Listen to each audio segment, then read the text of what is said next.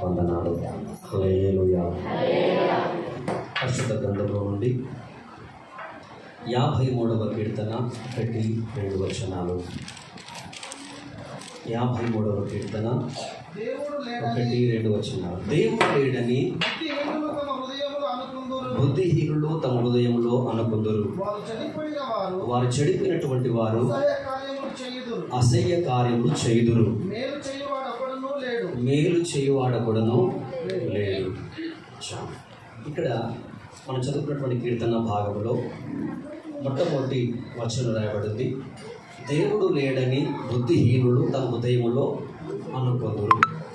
Number 1 ఏ గుంపు అంటే బుద్ధి లేని వారి గుంపు. హల్లెలూయా. ఏ గుంపు అంట? ఎవరు వారు? ఎవరైతే దేవుడు లేడు అనుకుంటున్నాడో వాడు బుద్ధి లేనివాడు. అదే చెప్పట్లేదు, చెప్తున్నారు. ఎవరైతే దేవుడు లేడు అని అన్న హృదయంలో అనుకున్న వారు ఏ కోవరకు వస్తారంటే బుద్ధి జ్ఞానం లేనటువంటి గుంపులో వారు వెళ్ళిపోతారు. ఇంకా ఇప్పుడు మనం అందరం ఇక్కడ ఉన్నాం కదా, మనమందరం బుద్ధి గల వారిమా బుద్ధి లేని వారం అంటే 100కు 100% మనమందరం బుద్ధి గల వారమే. ఎందుకని? దేవుడు ఉన్నాడు అని నమ్ముతున్నాము. ఆ దేవుడు ఎవరో ఒక స్పష్టమైనటువంటి నిశ్చయతను మన హృదయంలో మనం కలిగి ఉన్నాం. హల్లెలూయా, హల్లెలూయా. కాబట్టి ఇప్పుడు ఇలాగూ చూస్తే మనం అందరం కూడా బుద్ధి గలవారం. ఎందుకు బుద్ధి గలవారం అంటే దేవుడు ఉన్నాడు అని నమ్ముతున్నాం. ఆ దేవుడు ప్రభుత్వ యేసుక్రీస్తు అని మనం నమ్ముతున్నాం కనుక మనం బుద్ధిమంతులమే. హల్లెలూయా. 2 గుంపులు అయినాయి. మరో గుంపు ఉంది, బుద్ధి లేకపోతే వివేకము కలిగి ఉండడం మాత్రమే కాదు, దేవుని నమ్మడం మాత్రమే కాదు. అక్కడ ఉంది, వివేకము కలిగి దేవుని వెతుకువారు కలరేమో అని దేవుడు ఆకాశం నుండి నరులను పరిశీలించను. హల్లెలూయా. ఇప్పుడు దేవుని యొక్క హృదయంలో, దేవుని యొక్క మనసులో ఒక ప్రశ్న వచ్చింది. ఏమొచ్చింది? ప్రశ్న ఏంటి? ఆ ప్రశ్న అంటే, నన్ను వెతుకువారు ఉన్నారా? పాటలు పాడేవారు ఉన్నారు, వాయిద్యాలు వాయించేవారు ఉన్నారు, ప్రసంగించేవారు ఉన్నారు. ఇక్కడ ప్రశ్న ఏంటి? దేవుణ్ణి వెతుకువారు ఉన్నారా అనే ప్రశ్న ఎవరిలో కలిగింది? దేవుడిలో కలిగింది. ఆ సందేహంలో చూడడానికి దేవుడు ఏం చేస్తున్నాడంట? ఈ లోకమును పరిశీలన చేస్తున్నాడు. హల్లెలూయా. అమ్మ, మీకు తెలుసు ఆ పరిశీలన అంటే ఏంటో? మీకు అర్థం కాదు, నాకు అర్థమైంది. పరిశీలన అనేది మీకు అర్థం కాదా? నాకు అర్థమైంది. మీకు అర్థమయ్యే మాట చెప్తా. మీరు ఉదయం లేవగానే అన్నం వండాలి. అన్నం వండాలి అంటే సంచిలో ఉన్నటువంటి బియ్యాన్ని బౌగాల్లో పోస్తారా లేకపోతే చాట్లో పోస్తారా? చెప్పండి ఆడపిల్లలు. ఎందుకని? మెరుగలు ఉన్నాయా, రాళ్ళు ఉన్నాయా, ఏం చేయాలి వాటిని? అది పరిశీలన. హల్లెలూయా. అయితే ఈ భూలోకం అనేది జల్లెడగా ఉంటే ఆ జల్లెడలో రకరకాల కులాలు, మతాలు, జాతులు, సంఘాలు, సంస్థలు, సేవకులు, ఇట్లా వందల వేల లక్షల కోట్ల ప్రజలు రకరకాలుగా ఉన్నారు. ఇప్పుడు పలాని కులం వారు, పలాని సంఘం వారు, పలాని వారు కాదు, కానీ నన్ను వెతికేవారు ఈ భూలోకం అనే జల్లెడలో ఉన్నారా అన్న ప్రశ్నతో దేవుడు చేస్తున్నాడు. మీరు మెరుగలను రాళ్ళు ఉన్నాయా అని చూసినట్లుగా దేవుడికి ఎవరు కావాలి? ఇప్పుడు దేవుణ్ణి వెతికేవారు కావాలి. హల్లెలూయా. ఇప్పుడు వచ్చిన ప్రశ్న ఏంటి అంటే, ఇప్పుడు ఇక్కడ 2 గుంపులు అయితే నేను భావిస్తున్నాను. ఒక ప్రశ్న ఏంటంటే, దేవుణ్ణి వెతుకువారు ఉన్నారు అన్నవారు చేతులు పైకెత్తి హల్లెలూయా చెప్పండి. అంటే మొత్తం మీద ఇప్పుడు మీ అందరి నోట ఏమో ఆన్సర్ వచ్చిందంటే దేవుడు అంటే దేవుణ్ణి వెతికేవారు ఉన్నారు అనే ఆన్సర్ వచ్చేసింది. దానికి స్తోత్రం. సరే, ఇప్పుడు మనం అనుకున్నవన్నీ రైట్ కాదు. మనం అనుకున్నవన్నీ రైట్ ఎప్పుడు అనుకోవద్దు అనమాట. అయితే మనం అనుకున్నవి రైట్ రాంగ్ ఎప్పుడు రాసుకోవాలి? బైబిల్లో చూడాలి. ఎందుకంటే వాక్యం శ్రమిస్తుంది, మీ ఆలోచనలు వేరు, నా ఆలోచనలు వేరు, మీ తలంపులు వేరు, నా తలంపులు వేరు, మీ మార్గం వేరు, వాక్యమే స్పష్టంగా సెలవిస్తావు. హల్లెలూయా. మంచిది, దానికి ఆన్సర్ ఇస్తాను. రోమాపత్రిక 3వ అధ్యాయం 11వ వచనం. రోమాపత్రిక 3వ అధ్యాయము 11వ వచనం. అది నీతిమంతుడు లేడు, ఒక్కడును లేడు, గ్రహించువాడెవడును లేడు. అమ్మా, మీ బైబిల్ తప్పున్నట్టుంది, మీరు చదవండి. ఎవరన్నారు లాస్ట్ 5? నీతిమంతుడు లేరు, ఒక్కడు కూడా లేడు, చెప్తే కూడా గ్రహించేవారు లేరు. మీ ఆన్సర్ ఏంటి? మీ ఆన్సర్ ఏంటి? బైబిల్ ఆన్సర్ ఏంటి? హల్లెలూయా. ఇప్పుడు మనందరి దృష్టిలో, మనందరి హృదయాల్లో దేవుణ్ణి వెతుకువారు ఉన్నారని నమ్ముతున్నాం, మంచిదే. కానీ ఈ భూలోకమనే జల్లడలో ఉన్నటువంటి సకల మానవ జాతిని దేవుడు పరీక్షించిన తర్వాత ఇచ్చినటువంటి జవాబు ఏంటంటే, నీతిమంతుడు చెప్పాలి, నీతిమంతుడు లేడు, గ్రహించువాడు లేడు, చివరికి దేవుణ్ణి వెతుకువాడు కూడా లేడు. హల్లెలూయా. అయితే ఇప్పుడు ఇంకొక సందేహం వచ్చి, అదేంటి, నేను దేవుని వెతకట్లేదా? దానికి చూద్దాం. అట్లయితే ఈ ఎందుకంటున్నామంటే, ఇప్పుడు మనము క్రైస్తవులు కనుక చాలామంది, నాకు ఇందాక బ్రదర్ వాళ్ళు చెప్పారు, రాయేష్ బ్రదర్ వాళ్ళంటే ఉదయం ప్రతిరోజు 6 గంటల నుంచి 7 గంటల వరకు కాన్ఫరెన్స్ కాల్లో కూడా వాళ్ళు అమ్మ సెల్ కాన్ఫరెన్స్లో పొద్దున్నే వాళ్ళు ప్రార్థన చేసుకోవడం, పాటలు పాడుకోవడం, వాక్యం చదువుకోవడం పొద్దున్నే స్టార్ట్ అయిపోతుంది. మళ్ళీ రాత్రి పడుకున్నప్పుడు ప్రార్థన చేసి పడుకుంటాం. అంటే ఒక క్రైస్తవుని జీవితము ప్రార్థనతో ఆరంభమై ప్రార్థనతో ముగుస్తుంది, దేవునితో ఆరంభమై దేవునితో ముగుస్తుంది. ఇట్లా క్రైస్తవులందరినీ చూస్తే శుక్రవారం ఉపవాస కూడిక, బుధవారం స్త్రీల కూడిక, ఆదివారము ఆరాధన, మధ్యలో సువార్త కూడికలు.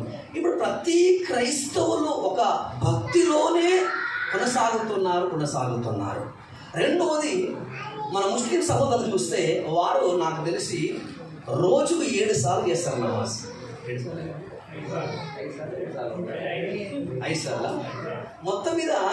వాళ్ళది కూడా పొద్దున్న 5 గంటలకు స్టార్ట్ అయితే రాత్రి 7 గంటలతో ముగిస్తుంది. అది వెరీ. తర్వాత హిందూకి వెళ్తే మనకి బాగా తెలుసు. ఇట్లా ఎవరిని మనం పరీక్షించిన అందరూ భక్తులే. హల్లెలూయా. ఒక 100 మందిలో ఒకరిద్దరు కూడా దేవుడు లేడనే వాళ్ళు చాలా తక్కువ అర్థం. కానీ 99% వాళ్ళు ఏ దేవుని నమ్మినప్పటికీ, కానీ దేవుడు ఉన్నాడు అన్న ఒక విశ్వాసంలో బతుకువారు అనేకులు ఉన్నారు. ఇప్పుడు ఎవరిని చూసినా ఏదో ఒక భక్తి కార్యక్రమంలో, ఒక దైవిక సంబంధమైనటువంటి భక్తిలో మార్గంలో వారు కొనసాగుతున్నారు. ఇవన్నీ ప్రభుత్వం అంటే వాక్యం సెలవిస్తా ఉంది. మనుషుడైతే పైరూపం లక్ష్య పెట్ట, కానీ దేవుడు హృదయాన్ని ఏం చేస్తాడంట? లక్ష్య పెట్టును. మనుషుని యొక్క తలంపుకు రాకముందే మనం ఏం చింతిస్తామో, ఏం ఆలోచిస్తామో, ఏది మాట్లాడతామో ఆయన ఎరుగువాడై ఉన్నాడు. హల్లెలూయా. ఇప్పుడు మనం అబద్ధం ఆడలేదు, మన దేవుడు ఎవరు అబద్ధం ఆడలేని దేవుడు. నేను ఒక మాట చెప్తా అప్పుడప్పుడు, మన దేవుడు చేతగాని వాడు. ఈ మాట చెప్తే అందరూ బాగా అనిపిస్తుంది. మన దేవుడు ఎవరు తెలుసా? చేతగాని వాడు. అన్యాయం చేయుట అని చేత కాదు ఎవరికి? మన వల్ల. అబద్ధం మాట దేవుని చేత కాదు, మోసం చేయుట దేవుడికి చేత కాదు, పాపం చేయడం దేవుడికి చేత కాదు, మనకైతుంది. హల్లెలూయా. సో కాబట్టి ఇప్పుడు అబద్ధం ఆడలేని, అన్యాయం చేయనటువంటి దేవుడు అంటున్నాడు, దేవుణ్ణి వెతుకువాడు ఒక్కడును లేడు. సరే, మంచిది. మీకు అర్థం కావడానికి ఒక చిన్న కథ చెప్తా. ఉదాహరణ చెప్తా. ఎగ్జాంపుల్, ఇప్పుడు నాకు మహేష్ గారు నిన్నే పరిచయం అయ్యారు. మహేష్ గారికి ఉదాహరణకి ఇక్కడ ఊరి పేరేం పేరు, తూప్రాన్ కదా. ఇప్పుడు తూప్రాన్ అవతల ఒక చిన్న ఉద్యోగం ఎవరు దొరికింది? మహేష్ గారికి దొరికింది అనుకుందాం. ఆయన పొద్దున 10 గంటలకు 9 గంటలకు బయటికి వెళ్ళిపోతారు. సాయంత్రం 6-7 గంటలకు ఏంటన్నారా, పొద్దున 8-9 గంటలకు వెళ్ళిపోతారు. సాయంకాలం మళ్ళా వస్తారు. ఇప్పుడు వాళ్ళకు చిన్న పాప ఉంది. ఎవరికి? మహేష్ గారికి చిన్న పాప ఉంది. మనం అందరం ఇలాగేదో మాట్లాడుతూ ఉన్నాం. వాళ్ళ పాప ఇంట్లో ఆడుకుంటుంది. అలా ఆడుకుంటున్నప్పుడు సడన్గా లేచింది, పరిగెత్తుకుని బయటికి వెళ్ళింది. అలా బయటికి వెళ్తున్న తరుణంలో ఆ కాళ్ళకు తర్వాత అంటారు ఏమంటారు, కడప, రైట్, ఆ కడప దాటి బోర్ల పడిపోయింది. బోర్ల పడిపోయినప్పుడు ఈ పెదవులు, ఈ పండ్లు పెదవులో గుచ్చుకున్నవి, ముఖాలు పగిలిపోయినవి, బ్లడ్ వస్తూ రక్తం వస్తుంది. ఏ పిల్లలైనా అలాగే పడుకొని అమ్మా మమ్మీ నాన్న నేనేసారు కేకలు వేసి ఏడుస్తారు. కానీ మహేష్ వాళ్ళ పాప అలా ఏడవకుండా తిరిగి మరలా లేచి పరిగెడుతుంది. అప్పుడు కూర్చున్నటువంటి అందరికీ గొప్ప ఆశ్చర్యం, ఏంటి పాప అంత అంటే తన శరీరం గాయాలైపోయినా పట్టించుకోనకుండా ఏం చేస్తుంది, ఎందుకు పరిగెడతా ఉంది, ఎవరి కోసం పరిగెడతా ఉంది, తన శరీరం కంటే ఎక్కువ బయట ఏముంది అని అందరూ ఆశ్చర్యంగా చూస్తున్నప్పుడు మహేష్ గారి గట్టిగా పట్టుకుంది. హల్లెలూయా. ఇప్పుడు చూసిన ప్రతి ఒక్కరికి అర్థమైంది, ఈమె తన శరీరం కంటే ఎక్కువగా, తన ఆరోగ్యం కంటే ఎక్కువగా తన తండ్రిని ప్రేమిస్తున్నది. అప్పుడు ఆ యొక్క ఎవరి మహేష్ యొక్క తల్లి మహేష్ గారికి, మహేష్ భార్య గారికి చెప్పలేని ఉన్నటువంటి సంతోషం వచ్చేసింది హృదయంలో. ఎందుకు ఈ రోజుల్లో పెళ్ళిది కాగానే కొంచెం పిల్లలు పుట్టగానే తల్లిదండ్రులు అనాథాశ్రమాల్లో జాయిన్ చేస్తున్నారు. అలాంటిది తనకంటే ఎక్కువగా నన్ను ప్రేమించే కుమార్తె నాకు పుట్టింది అని చాలా గర్వంగా ఫీల్ అయిపోతున్నాడు. హల్లెలూయా. నా భాష ఇట్లా కొంతకాలం కాగానే ఒకరోజు మహేష్ గారు రానే వచ్చారు. టిఫిన్ బాక్స్ అక్కడ పెట్టేశారు. పాప ఏం చేస్తుంది, ఆడుకుంటా ఉంది. ఎత్తుకొని ఏనన్నా తిన్నావా, అమ్మ ఏం చేస్తుంది అని మాట్లాడుతున్నాడు. అట్లా ఒక 2-3 నిమిషాలు అయిందో లేదో అని స్టార్ట్ చేసింది, ఏడుపు స్టార్ట్ చేసింది. ఇప్పుడు మహేష్ గారికి అర్థం కావట్లే. అన్నాడు, అమ్మ కడుపుని వస్తుందా, నెత్తిని వస్తుందా, ఇట్లా అంటారు కదా, ఆకలి అవుతుందా. ఇప్పుడు ఈయనకి ఏం అర్థం కాదు, ఈమె ఏడు పాపది ఏం పాపమో చెప్పదు. అప్పుడు లోపల సిస్టర్ గారికి కేకేశాడు, ఏంటమ్మా ఈమె ఎందుకు ఏడుస్తుంది అంటే ఆమె చెప్పింది కిచెన్లో ఉండి, నాకు సంబంధం లేదు, నువ్వు రాకంటే ముందు ఎత్తుకున్న కంటే ముందు ఆమె ఆడుకుంటుంది, ఆడుకుంటుందని ఎత్తుకున్నది నువ్వు, ఎత్తుకున్నాక ఏడిపించదు నువ్వు, నాకు సంబంధమే లేదు. ఇప్పుడు బలైపోయింది ఎవరు, తండ్రి బలైపోయాడు. అర్థం కావట్లేదు. ఇప్పుడు కాసేపు కూర్చొని ఆలోచిస్తున్నాడు, ఎందుకు ఈమె ఏడుస్తుంది, ఎందుకు పాప ఏడుస్తుంది అంటే ఒక 5-10 నిమిషాలకు బలి వెలిగింది. ఓకే, ఇది కారణం. ఏంటి కారణం అంటే మహేష్ గారు జాబ్ నుంచి వస్తున్న ప్రతిరోజు అరటి పండ్లో, మామిడి పండ్లో, బిస్కెట్ ప్యాకెట్లు, అంటే మొత్తం కవర్తో ఎట్లా వచ్చేవాడు, అయ్యింటున్నారా, ఎట్లా వచ్చేవాడు, కవర్తో ఇంటికి వచ్చేవాడు. ఈరోజు 6 అడుగుల మా తండ్రి ఉన్నాడు, కానీ అరంగులము కవర్ లేదు. నమ్మర్థమైంది, 6 అడుగుల తండ్రి ఉన్నాడు, మనిషి ఉన్నాడు, కానీ అరంగులముతున్నటువంటి కవరు లేదు. ఇప్పుడు పాప ఏడుస్తుంది. ఎందుకు ఏడుస్తుంది, నాకు ఈరోజు కవరు తీసుకురాలి. ఇప్పుడు చెప్పండి, టాటా చెప్పేది తండ్రికే, ముద్దులిచ్చేది తండ్రికే, కౌగిలించుకునే తండ్రికే, కానీ ఎందుకు అంటే తనకు పెదవుల్లోకి పండ్లు వెళ్ళిపోయినా, నోట్లోకి వెళ్ళి ముఖాల్లోకి వెళ్ళి రక్తం వచ్చినా ఎందుకు పరిగెత్తుకొని పోయిందంటే తండ్రి కోసం కాదు, తండ్రి చేతిలోని కవర్ల కోసం ఆ పాప పరిగెత్తింది. ఇప్పుడు చెప్పండి, ఈ పాప లోపల ఉన్నది ప్రేమ స్వార్థమా, చెప్పండి, ప్రేమయా స్వార్థమా? ఈ కవరు మర్చిపోయాడు కాబట్టి ఆ పాపలోని అసలైనటువంటి విషయం ప్రత్యక్షపరచబడింది.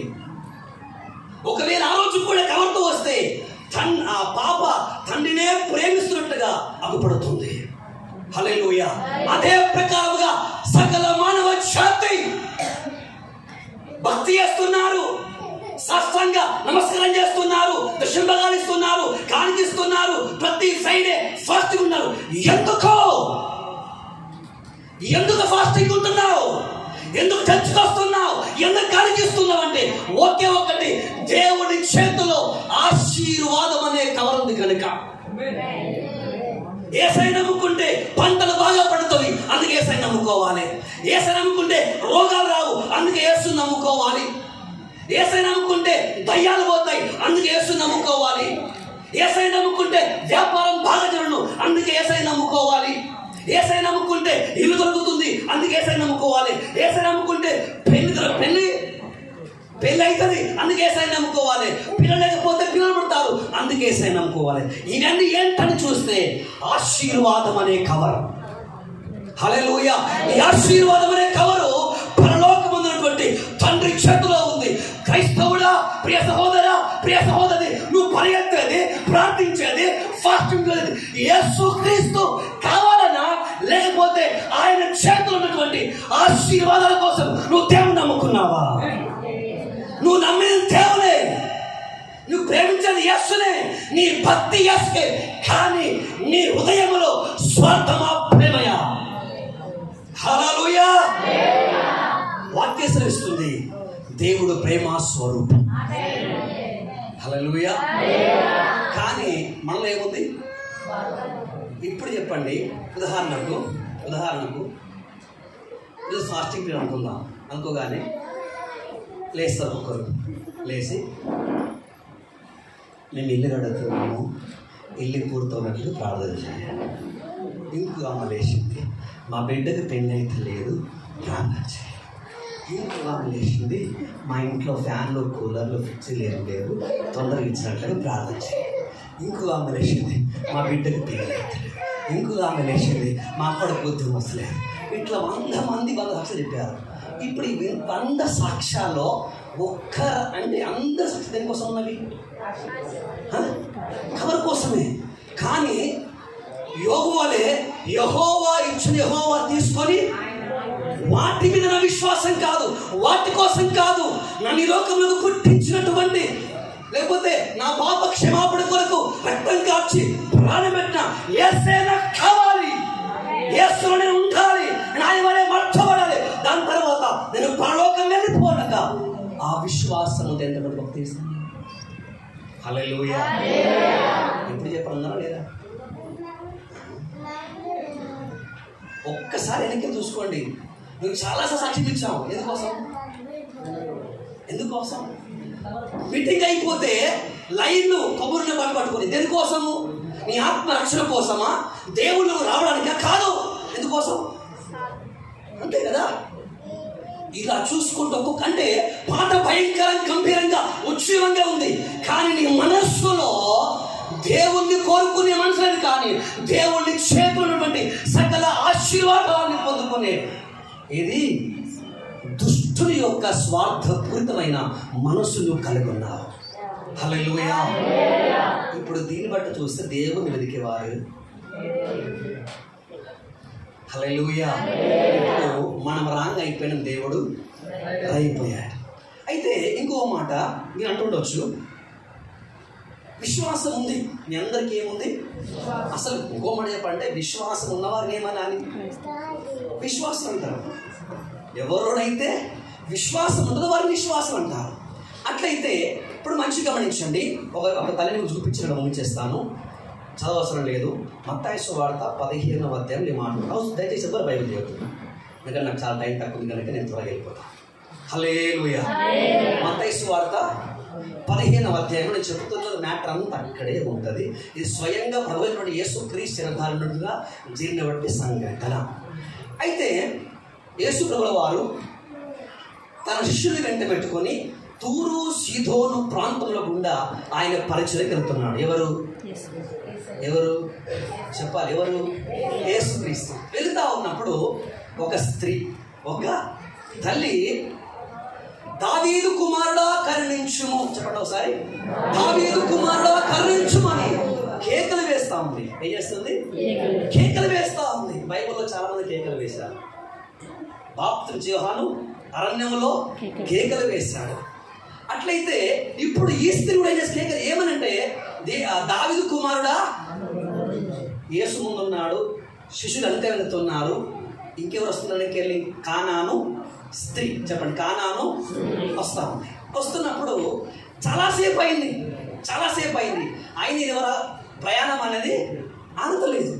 అప్పుడు వెంటనే శిష్యులు వెళ్ళి యేసుతో మాట్లాడడం ఆరంభించారు. హల్లెలూయా. దీన్ని ఏమంటారంటే రికమెండేషన్. అంతే సార్, రికమెండేషన్ అర్థం ఏంటి?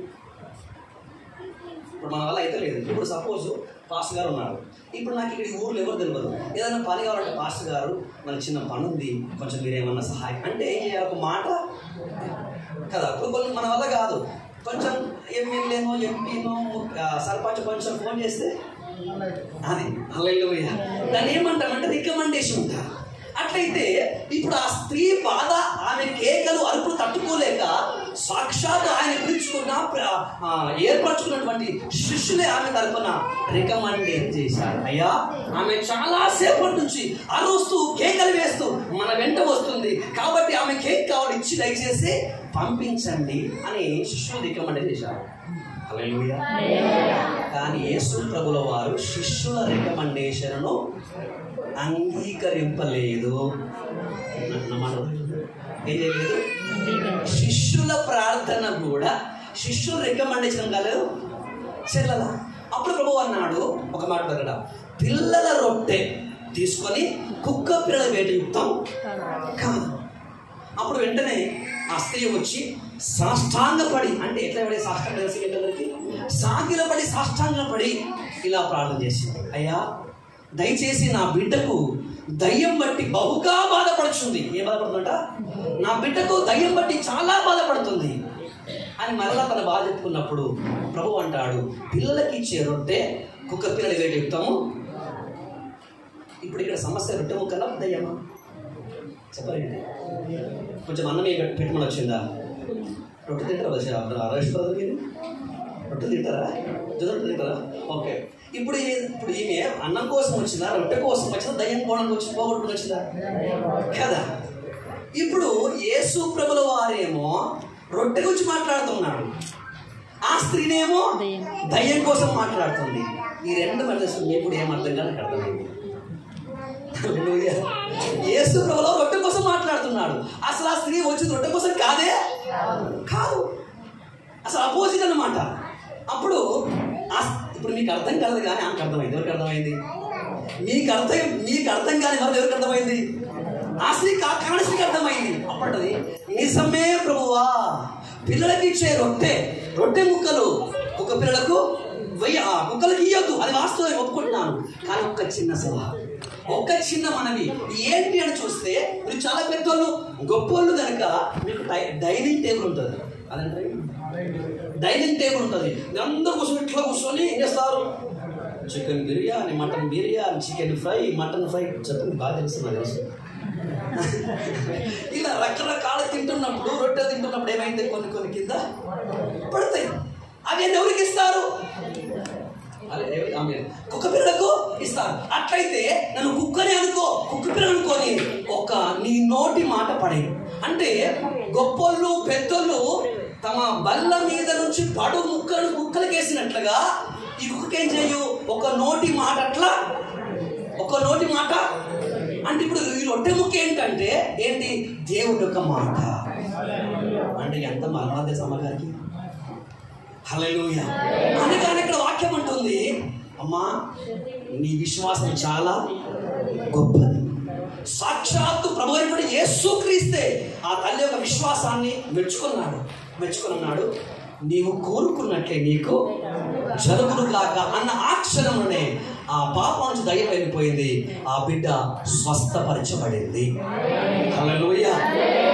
ఇప్పుడు ఈమె విశ్వాసురాలు. అంత మాత్రం కాకుండా దేవుని చేత నువ్వు చాలా గొప్ప విశ్వాసం కలిగినటువంటి వ్యక్తివి అని సాక్ష్యం పొందిన వ్యక్తి. హల్లెలూయా.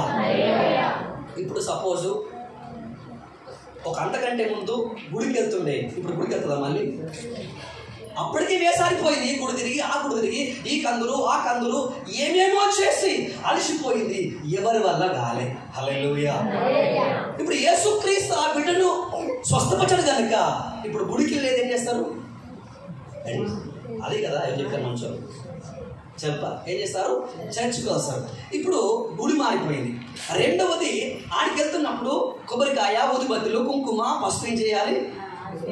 మరి మీరైతే బైబిల్, పాటల బుక్, అంటే పూజ సామాగ్రి మారింది. గుడికి వెళ్తే హుండి ఉంటుంది, చర్చికి వస్తే కానుకల బాక్స్ ఉంటుంది, కానుక మారిపోయింది. హల్లెలూయా. అక్కడికి వెళ్తే పూజారి ఉన్నాడు, ఇక్కడికి వెళ్తే ఎవరు ఉంటారు? చెప్పాలి మీరు. పాస్టర్ గారు, గురువు మారిపోయారు. హల్లెలూయా. మూడవది, ఇంట్లో ఒకప్పుడు అన్ని విగ్రహాలు ఉండే, మా ఇంట్లో కూడా ఉన్నాయి, ఇప్పుడు అవన్నీ పోయినాయి. ఇగో మన రాయేష్ బ్రదర్ రాసినట్లుగా అన్ని నేను చెప్పేసింది మారిపోయాయి. ఇప్పుడు ఏ సంఘానికి వెళ్ళినా సాక్ష్యం సాక్ష్యం సాక్ష్యం, నేను ఎవరో తెలుసా, యేసు క్రీస్తును మెచ్చుకున్నాడు అని సాక్ష్యం చెప్పేసింది. హల్లెలూయా. ఇప్పుడు వచ్చిన ప్రశ్న, మంచి విధమైన ప్రశ్న. ఇప్పుడు ఈ తల్లి, ఈ కానాను స్త్రీ మరణిస్తే, చనిపోతే పరలోకం పోవునా, మోక్షం పోవునా చిత్తపోతే? హల్లెలూయా. ఓకే, ఇప్పుడు ప్రకటన గ్రంథము 22వ అధ్యాయం 15వ వచనం. ప్రకటన గ్రంథం 22:15 వచనం.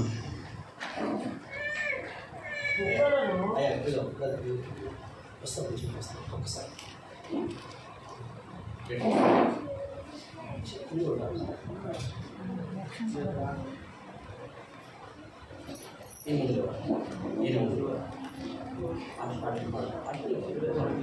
హల్లెలూయా. చదవయ్యా. కుక్కలను, మాంత్రికులను, వ్యభిచారులను, నరహంతకులను, విగ్రహాధికులను, అబద్ధమును ప్రేమించే ప్రతి వాడును వెలుపట నుండును. ఇప్పుడు మీకు చిన్న సవాలు, వెలుపట అంటే లోపట బయట? కన్ఫామ్ మంచిగా, బయట లోపట? బయట. ఇప్పుడు నెంబర్ 1 సంఖ్య ఎవరిదయ్యా? అక్కడ ఏం బైబిల్లో ఫస్ట్ ఎవరున్నారు అన్న అక్కడ? అయ్యో దేవా, మీ బైబిల్ ఉన్నది చెప్పండి మీరు. ఏముంది? కుక్కలు. ప్రభు ఏమిటి ఏమన్నాడు? అన్నాడు కుక్కలు లేదా? అప్పుడు ఆమె చెప్పింది, కుక్కను నేను మనిషిని అన్నదా? నిజమే ప్రభు అని చెప్పింది. అంటే ప్రభు ఏం చెప్పాడో అది సత్యం, అది యాక్సెప్ట్ చేసింది. ఇప్పుడు వాక్యం సెలవిస్తుంది. ఇంకోటి తెలుసా, జంతువులు చాలా ఉన్నాయి, కానీ అన్ని జంతువుల్లోకెల్లా విశ్వాసంగా జంతువు ఏది? కుక్కే. హల్లెలూయా. నా సిండికేట్ బ్యాంకు, ఇప్పుడు అది కెనరా బ్యాంక్ అయిపోయింది. ఒకసారి మా చర్చికి వచ్చే టీచర్, గవర్నమెంట్ టీచర్ తెలుసుకొని బ్యాంక్ అకౌంట్ లేదు. అయితే ఎస్ఆర్ నగర్ వెళ్ళిన తర్వాత చాలా ఏసీ, చాలా అద్దాలు మంచి, చాలా బాగుంది, సోఫా అన్నీ ఉన్నాయి. అలా చూస్తున్నప్పుడు అవి ఆ బ్యాంకులో అన్ని కుక్క బొమ్మలు ఉన్నాయి, బ్యాంకులో మొత్తం కుక్క బొమ్మలు ఉన్నాయి. సార్ ఏంటిది, ఇంత పెద్ద బ్యాంకులో కుక్క బొమ్మలు ఏంటయ్యా అంటే, సార్ నీకు అర్థం కాదా, ఇప్పుడు మనము ఇంట్లో కుక్కలు పెంచుకుంటాం, తర్వాత పొలం కాడే కుక్కల్ని, అంటే మన ఆస్తిని, మన పొలాల్ని, మనల్ని కాపుదలు కాసేదారు కుక్క, అది విశ్వాసం గల జంతువు.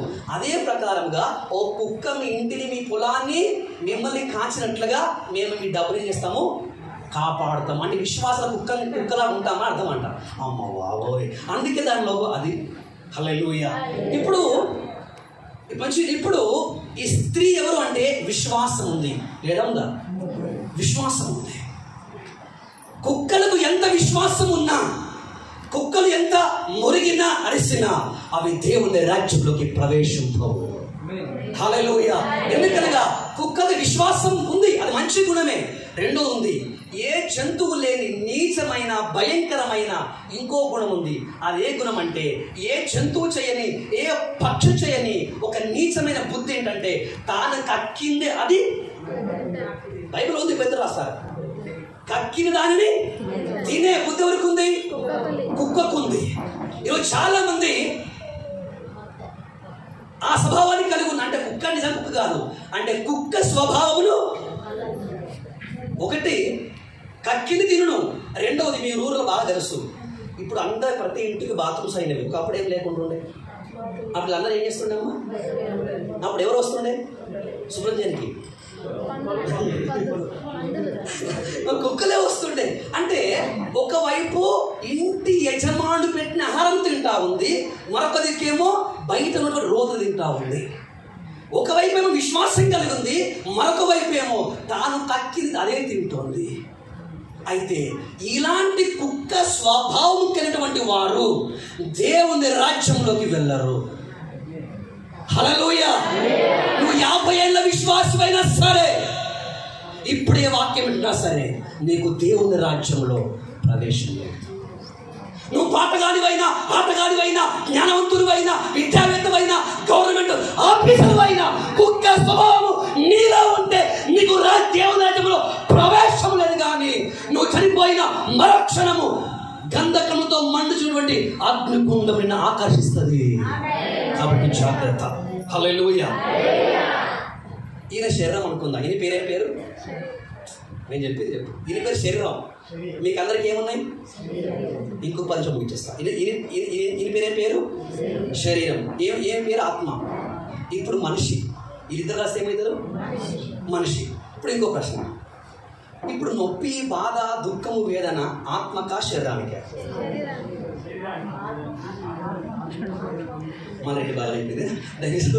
ఇప్పుడు నేను చెప్తా, అర్థం చేస్తాం. ఓకే, ఇప్పుడు శరీరానికి అనుకుందాం. ఇప్పుడు చెవు లేకపోతే ఏమంటాం? మీరు చెప్పాలి. చెవు లేకపోతే ఏమంటాం? చెవిటోడు కదా. కన్ను లేకపోతే చెప్పండి. చేతులు లేకపోతే అవుటోడు. కాళ్ళు లేకపోతే కుంటోడు. హల్లెలూయా. ఇప్పుడు ఇవన్నీ ఉన్నవి. ఇప్పుడు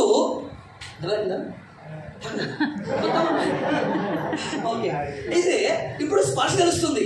ఇప్పుడు ఏం పోలే, కంటికి కనిపించే ఏది పోలే. కాళ్ళు, చేతులు, గుండె, పెద్ద పేగులు, చిన్న పేగులు అన్నీ ఉన్నవి. కానీ కనబడిన ఆత్మ కూర్చోబెట్ట, కనబడిన ఆత్మ వెళ్ళిపోయింది. హల్లెలూయా. ఇప్పుడు కొడితే దెబ్బ తాకునా? పిలిస్తే పలుకునా? గుండె కొట్టుకుంటుందా? ఎందుకని? ఇప్పుడు దీన్ని బట్టి మీకు ఏమర్థమైంది? ఈ శరీరంలో ఏ పార్ట్ పనిచేయాలన్నా ఏముండాలి? ఆత్మ ఉండాలి. ఆత్మ వెళ్ళిపోయిన మరో క్షణము ఈ శరీరం దేనికి పనికిరాదు. మనల్ని ఏమన్నా సరే దేన్ని బట్టి అంటే ఆత్మను బట్టే. హల్లెలూయా. కాలు వస్తున్నాయి, ప్లేస్లో పడుతుంది. ఆరోగ్యం బాగాలేదు. Okay okay, మంచినండి.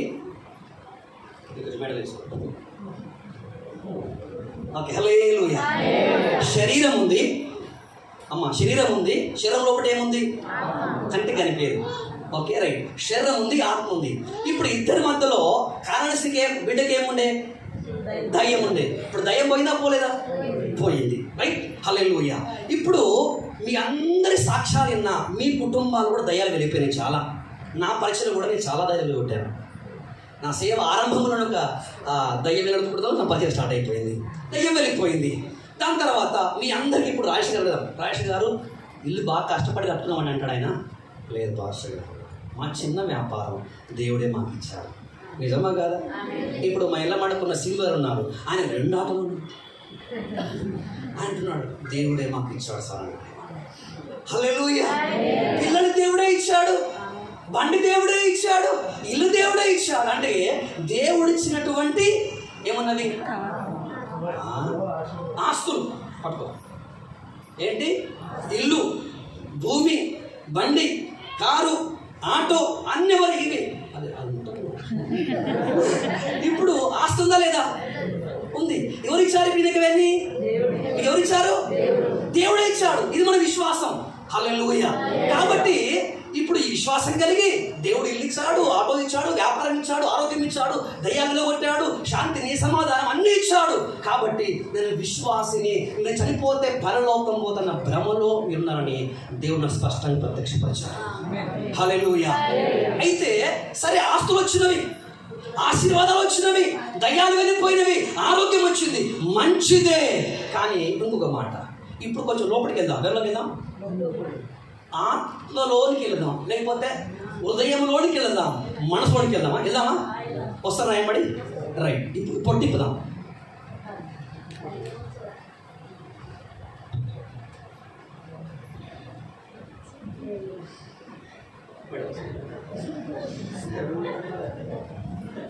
హల్లెలూయా. ఎందుకంటే మీకు చదువు రాని వారికి కూడా అర్థం కావాలని నా అయ్యా.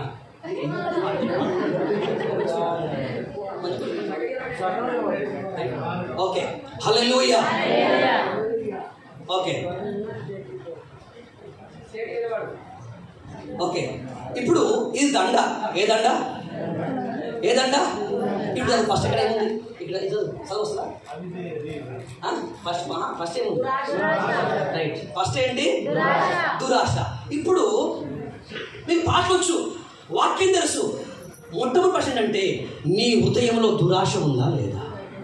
వాక్యం సెలవిస్తుంది, దురాశ గర్భము ధరించి పాపం కనుక పాపము పరిపక్వమై మరణమును కనును అని యాకోబుగా రాస్తారు. అనగా పాపము అనేది దురాశ వల్ల వచ్చింది. ఈ దురాశ అనేది సాతాను యొక్క విత్తనము. హల్లెలూయా. దయ్యాలు లేవు, భూతాలు లేవు, మంచిదే, కానీ సాతాను కుమారుడైనటువంటి ఏముంది?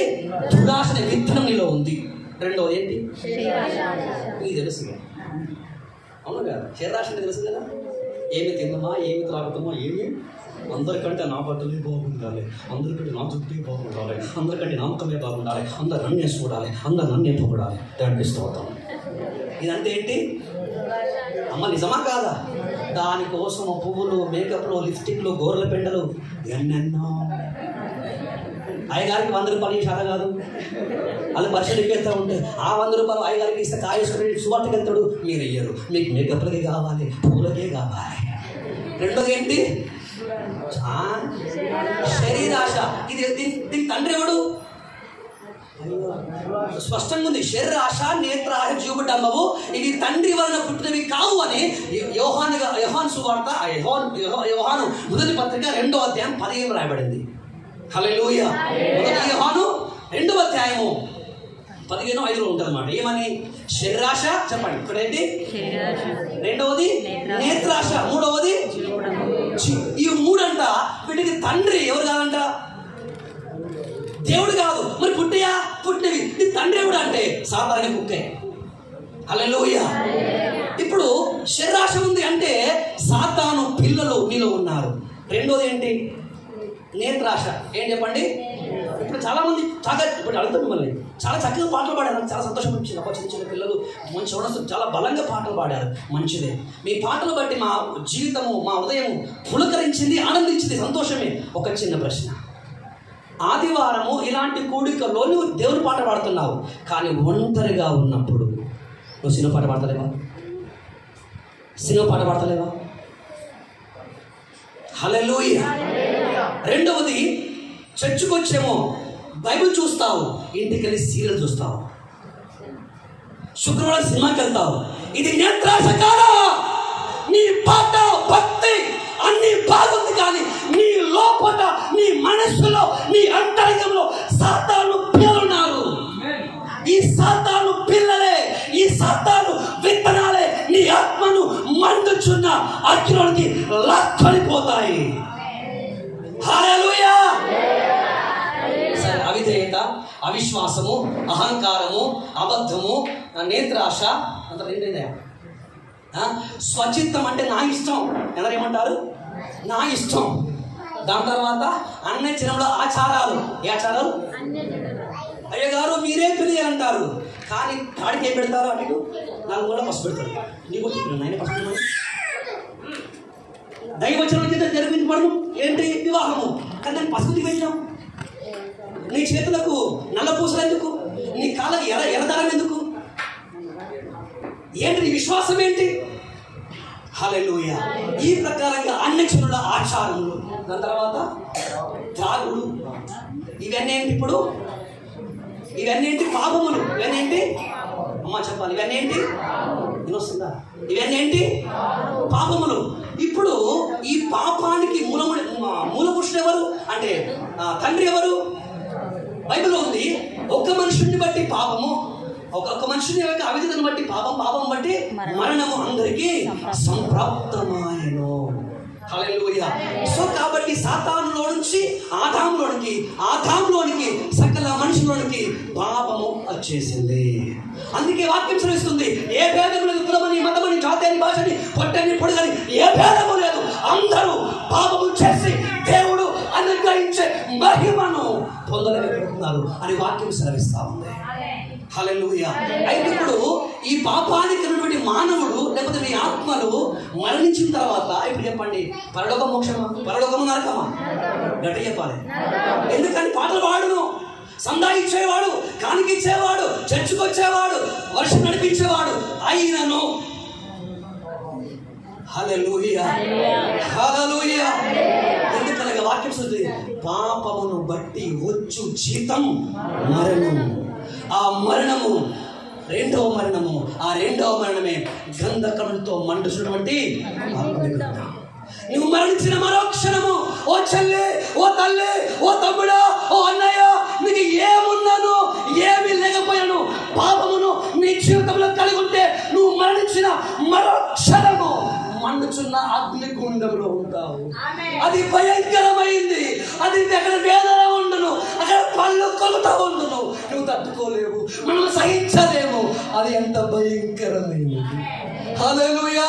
అందుకే వాక్యం సెలవిస్తుంది, పాపిని రక్షించుటకు యేసు వచ్చారు, నశించిన దాన్ని వెతికి రక్షించుటకు యేసు వచ్చారు. ఈ పాపమును తీసిపెట్ట ఎవరి వల్ల కాదు, ఎవరి వల్ల కాదు, నా వల్ల కూడా కాదు. కానీ ఈ పాపం పోతేనే మీకు పరలోక రాజ్యం. అందుకే వాక్యమైన ఆత్మటువంటి ఆ దేవుడే శరీరధారి లోకములకు వచ్చి తన రక్తం అంతా కార్చారు. ఆ రక్తము అంటే 3 మేకుల పైన సిలువ, 3 మేకుల పైన గురుగొత్తాకుండలో రక్తం అంతా కార్చి ప్రాణం పెట్టినటువంటి ఆ యేసును ఇప్పుడు ఏం చేయాలి? ఈ వేరే లోపల ఉన్నాయి, పైన ఉన్నాయా? ఇప్పుడు ఏ సెకండ్ రావాలి? ఏ సెకండ్ రావాలి? సిలువ వేయబడిన యేసు నీలోనికి రావాలి. ఆయన చేతిలో నుంచి, ఆయన ప్రక్కలో నుంచి కారుతున్నటువంటి రక్తం నీ మనసులో, నీ హృదయంలో, నీ ఆత్మలో అది కారినప్పుడు ఈ పాపాలన్నీ ఏమైపోతాయి? తొలగిపోతాయి. నువ్వు పరిశుద్ధులు అయిపోతావు. ఓ పాట ఉంది, యేసురాజుగా వచ్చుచున్నాడు, లోకమంతా తెలుసుకుంటారు. యేసురాజుగా వచ్చుచున్నాడు, లోకమంతా తెలుసుకుంటారు. మేఘాల మీద యేసు వచ్చుచున్నాడు, మేఘాల మీద యేసు వచ్చుచున్నాడు. పరిశుద్ధులందరినీ తీసుకుపోతాడు, పరిశుద్ధులందరినీ తీసుకుపోతాడు. ఎవరి కోసం వస్తుంది దేవుడు? మొట్టమొదటిసారి అందరి కోసం వచ్చాడు. రెండవసారి ఆయన రాకడ అందరి కోసం కాదు, పరిశుద్ధులను పరలోకం తీసుకొని కూడా వస్తున్నాడు. నువ్వు సిద్ధమేనా? నువ్వు సిద్ధంగా ఉన్నావా? చెల్లి, తల్లి, తమ్ముడు, అన్నయ్య, తండ్రి, ఏ క్షణం మరణమో నీకు తెలియదు. ఈ క్షణమే, ఈ రోజే నువ్వు చనిపోతే నీవు, నీ కుటుంబ సభ్యులు దేవుని రాజ్యంలో ఉంటారా, లేకపోతే మండించున్న అగ్ని గుండంలో ఉంటారా? ఈరోజు నీ ప్రార్థన, నీ కన్నీళ్ళు, నీ ఉపవాసం అంతా కూడా ఆశీర్వాదం కోసమే. ఏ రోజైనా, ఏ క్షణమైనా రొమ్ము పట్టుకొని, ప్రభువా నేను పాపిని, అబద్ధము, స్వార్థము, స్వనీతి, శరీరాశ, నేత్రాశ నా ఆత్మను నశింపజేసి నరకంలోకి ఎత్తుకొని పోయే పాపాలు ఉన్నది, నన్ను క్షమించు, నన్ను విడిపించు, రక్షించమని రొమ్ము పట్టుకొని నువ్వు పశ్చాత్తాపడ్డావా? నువ్వు ఏడ్చినావా? పాపము కొరకైన పశ్చాత్తాపము, దుఃఖము నీకుందా? రోగం అని ఏడ్చినావు, దయ్యం అని ఏడ్చినావు, నీ పాప క్షమాపణ. నువ్వు నీతిమంతుని అవ్వడానికి ఏనాడైనా ఏడ్చినావు. వాక్యం సెలవుస్తుంది, దైవ చిత్తానుసారమైన దుఃఖము రక్షణార్థమైనటువంటి మారు మనస్సును కలగచేయడం. ఈరోజు నీ బతికే చెప్తాను నేను. మీ బతికి ఎట్లా ఉందంటే ఈరోజు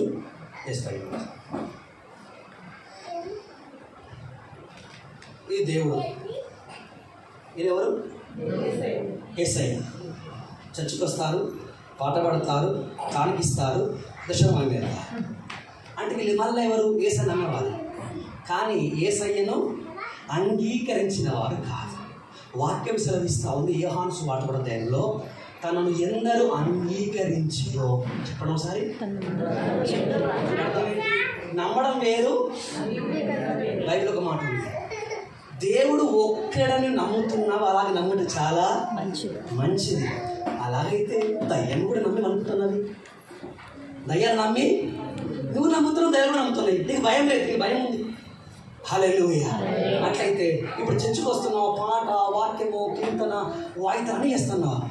కానీ దేవుడితో సహవాసం వల్ల, సంఘ సహవాసం వల్ల, పాస్టర్ల సహవాసం వల్ల, పరిశుద్ధాత్మ సహవాసం వల్ల, ప్రార్థన వల్ల నీలోని గర్వం, నీలోని శరీరాశ, నీలోని నిరాశ, నీలోని లోకాశలు పోతున్నాయా?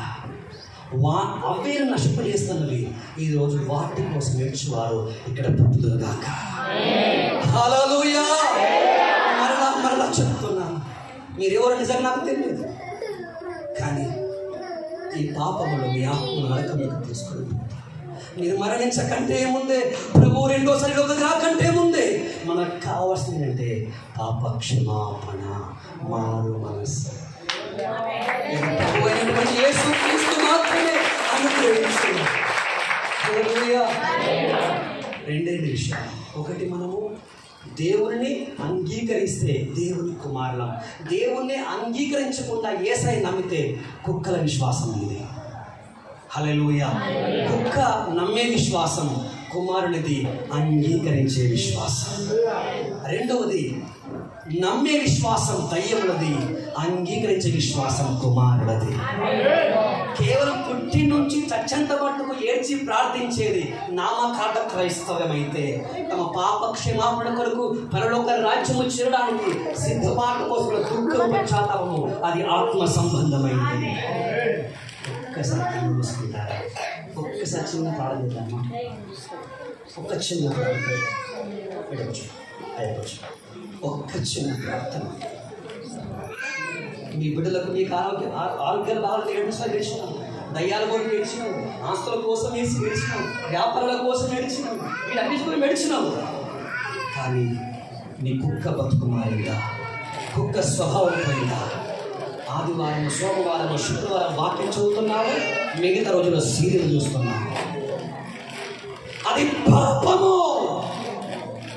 ఒక్కసారి నేను కలిసి చేతులు పైకెత్తి, ప్రభువారిని క్షమించు, నేను నా కుటుంబాన్ని నరకంలోనికి ఈడ్చుకొని పోతున్నా, ఆ పాపాన్ని తొలగించున్నాయన, పాప సంఖ్యలు మృత్యుంచున్నాయా, నన్ను పరిశుద్ధపరచాయా. అందరూ పడచేయండి. హల్లెలూయా, హల్లెలూయా, హల్లెలూయా. రగడతిలన బౌద్ధరా తులారకం తొలగిపోను కాక. అయ్యా, మమ్మల్ని కడగండి, మమ్మల్ని క్షమించండి దేవా. అయ్యా, యోగ్యులము, అపవిత్రులమయ్యా, మమ్మల్ని క్షమించండి.